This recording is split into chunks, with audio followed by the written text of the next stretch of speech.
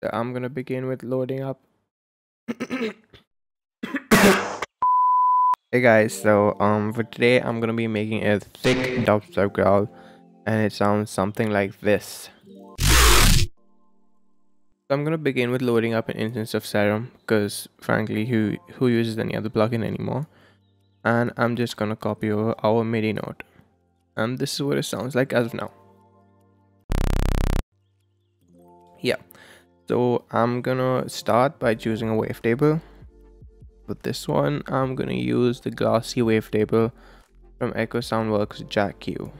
So I'm gonna start with the wavetable on full. You can experiment with this depending on whichever wavetable you're using.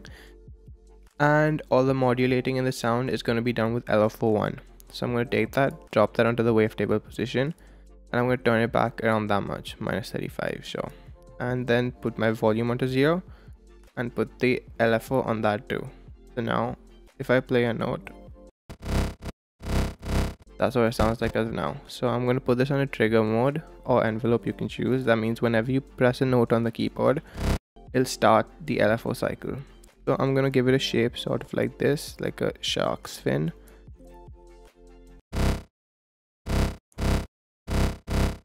So that's what we sound like as of now. The next, I'm gonna start over here. I'm gonna choose another wavetable. So for this one, I'm gonna choose this is what we're going to be FMing from. Imagine that we have this wavetable playing and I turn on FM. So and I choose FM from B. That basically means frequency modulation from B. So as you play a note, let's say it's playing here, it's playing this particular wavetable. As you increase this knob, the frequency of this wavetable will get channeled into your original wavetable which you're FMing into. And what that causes is an increase in the frequency depending on this particular sound. So as I increase this, you'll hear it become more screechy. That's basically this sound modulating this one.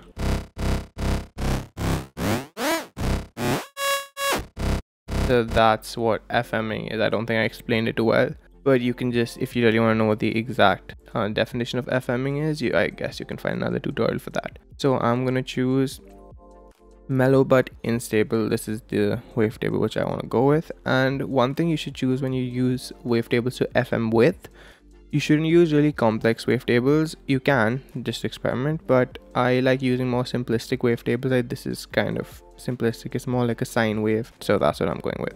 So then I'm going to put the LFO on the FM from B as well, and this is what we sound like as, and make sure to put your volume of the FM oscillator onto 0.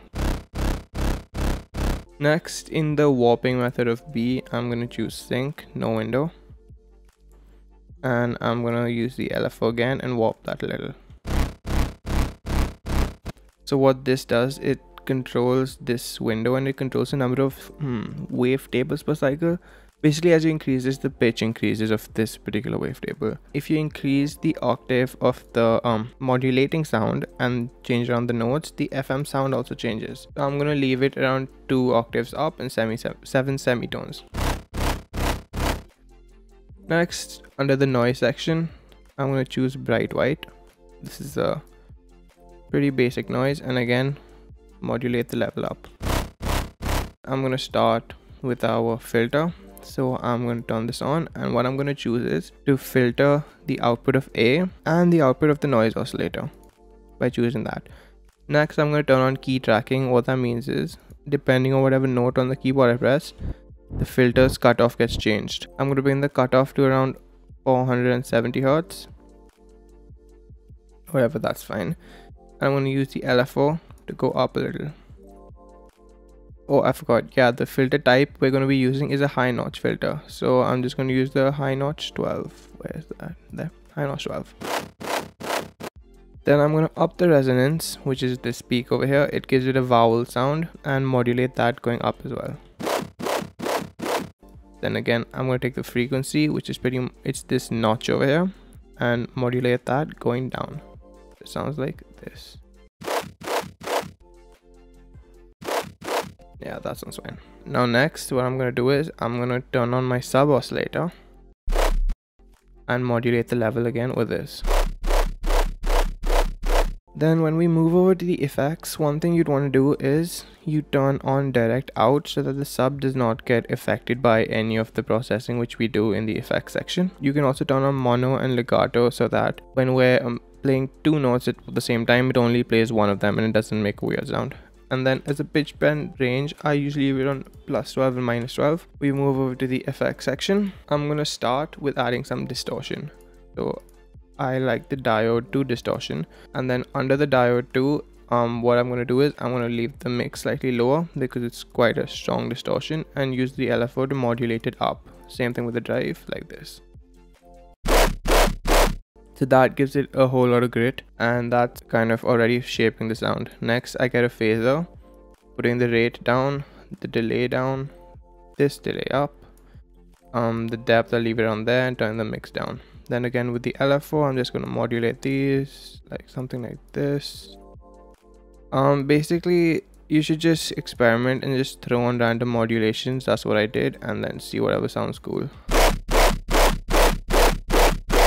That adds like a slight higher harmonic, I guess. If you want to see what it does, put the mix on a full and then just dial it back to your own liking. Next, I'm going to add a flanger. The thing is, if you put the rate onto 0 for both the phaser and the flanger, what it does is it's like a static filter, because these are technically like filters, I think, but whatever they do, it's static and it doesn't move around too much. The good thing about that is that you can modulate every parameter how you want then and control it much better. Now I'm gonna turn on hyper dimension, turn the rate down, mix down, size down, and the mix up here. So now on this LFO, I'm gonna put that on this mix knob, the rate, and a little on the detune. What that does is pretty much makes the sound much wider. If I turn this on and off, you can hear how it gets like a much more stereo effect on it. I'm going to put on a filter. This is basically the same filter that we have over here, and so you can pretty much use two filters. For this one, I'm going to choose the phase +48. Put the cutoff down a little, turn up the resonance, and the mix, I'll drop that down a bit too. Now again with LFO modulation, something like this, like that. So now if I hear this, again, that's just adding a few higher harmonics. After that, I'm going to add an EQ. This also acts a little as a filter. So I'm going to put the frequency, I'm going to leave the frequency where it is, modulate that going up a bit, leave the gain a little higher, and use a peak. And as I play the note, it sweeps across the range. That also has like a vowel effect. I'm going to add another peak. This time I'm going to make it go from where it is lower down, so this peak will be swiveling down instead of going up. I'm going to keep the gain slightly lower and modulate that. So as the notes played, the intensity of that peak, I guess, increases. Then next is the compressor. So for the compression, you just turn on the multiband.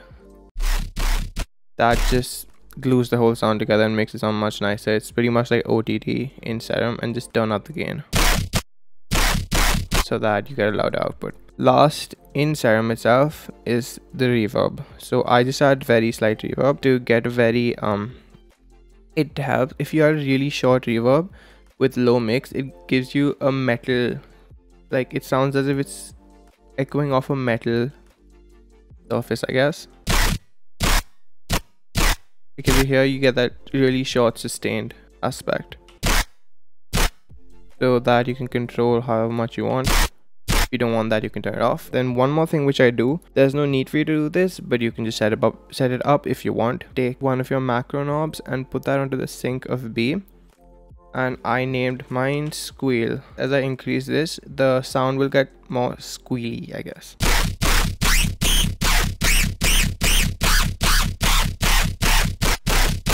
So you can mess around with that to decide however you want it. So this is pretty much the patch which I have, and right now it's more like a bass one shot than a growl. And if you want to turn it into a growl, all you have to do is go into your matrix section, and every single one of these, wherever it says LFO1, just click on it and you can switch it to mod wheel or to a macro which is not macro one, because we're already using that. So that's what I've done. And then if I show you this one, my original Serum patch which I was using, If I go to my matrix, I've assigned them all to the mod wheel. That means as I move around the mod wheel, which is this one over here, it controls all of these parameters instead of it being modulated by the LFO. What that allows you to do is create your own shapes like I've created over here, and you can control the sound that way. So last thing which I would do is the post-processing. So what I have is the fat track. This is something Virtual Right uses on most of his basses. I got this from a producer known as Growl. I will link his channel in the description and the video from where you can download this particular rack. Because this creates a lot of feedback, I've added a gate that basically, if I turn off the gate, you can hear there's some feedback playing. So I'll just put on a gate so it cuts off all that feedback. And then I've added a glue compressor because it was clipping a little, just to act as a limiter. And that's pretty much this whole sound. Thanks for watching, and I'll see you in the next video.